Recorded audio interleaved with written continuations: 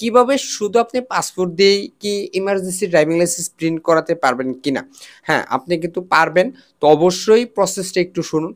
প্রথমত আসসালামু আলাইকুম। Hello biker. Emergency driving licence কিভাবে প্রিন্ট করাবেন? তাও আবার শুধু পাসপোর্ট দিয়ে। অনেকেই কিন্তু প্রশ্ন করেন যে, "ভাই এখন আমাদের স্মার্ট কার্ডটি পাই নাই কিন্তু আমি প্রবাসে চলে যাব। এখন শুধু আমার কাছে পাসপোর্ট আছে। এই পাসপোর্ট দিয়ে কিভাবে আমি ইমার্জেন্সি ড্রাইভিং লাইসেন্সের জন্য আবেদন করব? কিংবা কতদিন সময় লাগবে? কি, কি পেপার লাগবে? এবং পুরো প্রসেসটা কেমন? বর্তমান সময়ে আমরা ইমার্জেন্সি ড্রাইভিং লাইসেন্স আদৌ পাবো কিনা?" তো তার আগে বলে নেই, দেখুন এখন কিন্তু বর্তমান সময়ে কিন্তু আমাদের ইমার্জেন্সি ড্রাইভিং লাইসেন্স প্রিন্টটি সম্পূর্ণই কিন্তু বন্ধ আছে। যদিও ইমার্জেন্সি ড্রাইভিং লাইসেন্স প্রিন্ট বা বিআরটি থেকে যদি আবার কার্ড প্রিন্ট করে তাহলে আপনারা কিভাবে আবেদন করবেন? মানে পুরো প্রসেসটা কেমন? আমরা কিন্তু অনেকেই জানি যে আমাদের ইমার্জেন্সি ড্রাইভিং লাইসেন্সের জন্য ভিসা লাগে। বাট এখন আপনি ভিসাটা প্রসেসিং করার ক্ষেত্রে আপনি যদি ড্রাইভিং পেশায় করেন তাহলে কিন্তু আপনার অবশ্যই স্মার্ট কার্ডটি লাগবে।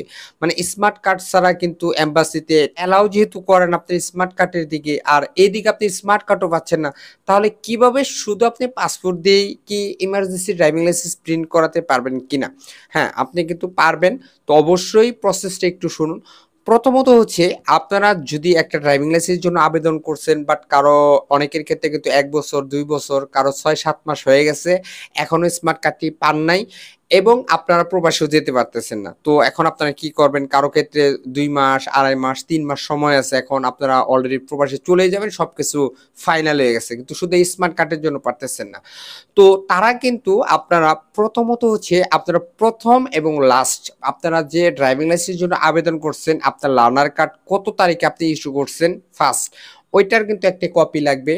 এবং দ্বিতীয়ত হচ্ছে আপনি যখন বায়োমেট্রিক দিচ্ছেন, মানে আপনি যখন পরীক্ষা এক্সাম সবকিছু কমপ্লিট করছেন, ওইটার কিন্তু একটা ডকুমেন্ট লাগবে। এবং আপনার সর্বশেষ আপনার বিএসপির প্রোফাইলে বা ডিএল চেকার আপনি কি স্ট্যাটাসটা দেখাচ্ছে।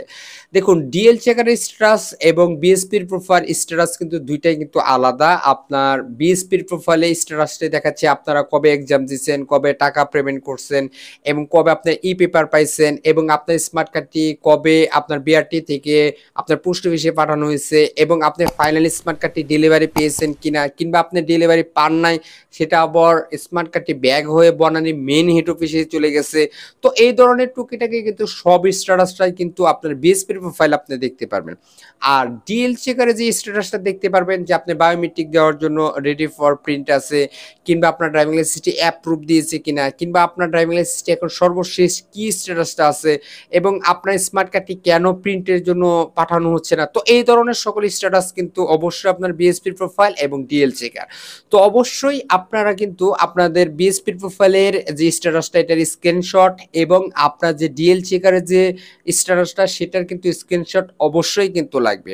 তো প্রথমত হচ্ছে আপনার লার্নার কার্ড কবে ইস্যু করছেন, কবে এক্সাম দিচ্ছেন এইটা, এবং আপনার ডিএল চেকার এবং বিএসপির প্রোফাইলে কি স্ট্যাটাস দেখাচ্ছে এটার একটা স্ক্রিনশট, এবং আপনার এনআরই কার্ড অবশ্যই থাকতে হবে, এনআরই কার্ড দিতে হবে।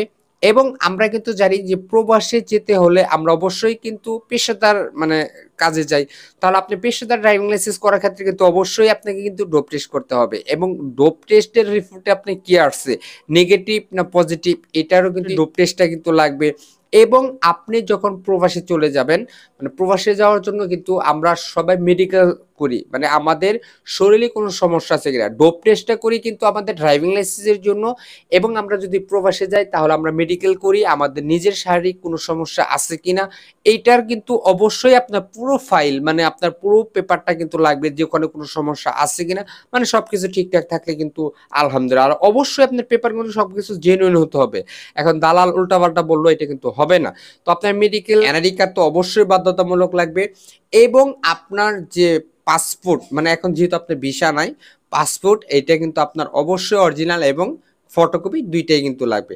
তো এগুলো আপনার সকল ইনফরমেশন। আর যেহেতু আপনারা ড্রাইভিং লাইসেন্স করার ক্ষেত্রে আপনাদের NRE card, medical certificate, school certificate, dope test এবং আপনার বিদ্যুৎ বিলের ফটোকপি, আদার সবকিছু তো অবশ্যই আপনি বিএসপির প্রোফাইল আপলোড করছেন, তো সেগুলো কিন্তু অবশ্যই থাকতে হবে।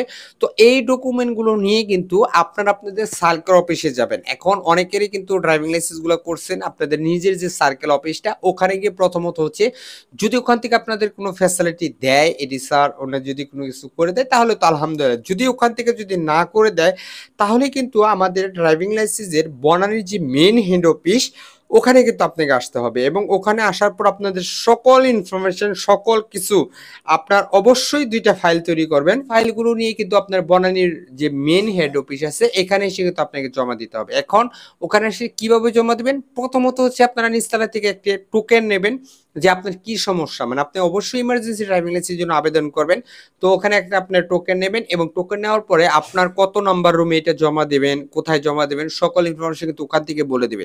আর যদি এটা আপনারা দালাল ধরেন আপনি জমা দিলেও যা, আপনার দালাল জমা দিলেও তাই, তো কেন শুধু আপনারা দালালকে টাকা দেবেন? তো অবশ্যই আপনার কিন্তু প্রসেসটা আমি বলতেছি যে আপনারা এইভাবেই কিন্তু আবেদন করবেন, ইনশাল্লাহ পেয়ে যাবেন।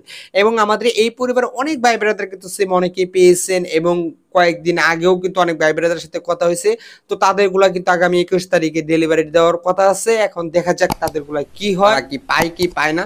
কারণ যেহেতু এখন আমরা সবাই জানি যে ইমার্জেন্সি স্মার্ট কার্ডটি বন্ধ আছে, যদিও দিয়ে থাকে বা ইমার্জেন্সির জন্য একটা অপশন দেওয়া ছিল যে ইমার্জেন্সি কার্ডগুলো কিন্তু প্রিন্ট হবে।